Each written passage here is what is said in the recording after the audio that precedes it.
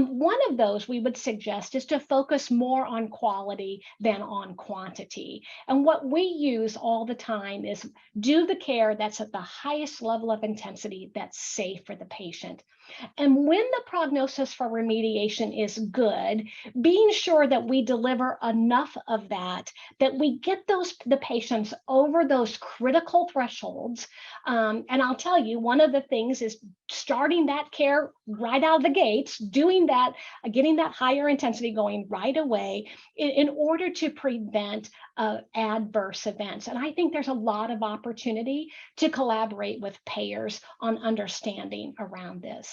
And when that prognosis for remediation is poor, especially even when that prognosis for responsiveness to compensatory strategies is poor, what do we need to do? So for that red group of patients, what do we need to do? It's really about early planning, early communication, early out of bed programs, and watching for early warning signs related to potential risk for hospitalization.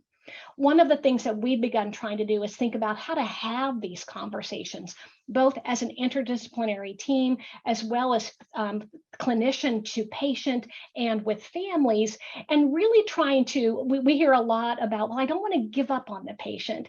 And one of the things that we worry about is if we provide care that patients are not responding to, will that limit our capacity to actually treat those dark green patients, right? To actually help those patients reach those critical thresholds. So trying to match the care to the patient's anticipated responsiveness. And so it's harder for these patients who are likely to discharge to a level of care where they need more care than they did when they came in. And so what we try to do is use data. And so this is an example of an evidence-informed sheet that we've had about factors associated with likelihood of walking. So let's just talk through, based on the external literature, what is needed in order to walk, and let's see how you're performing.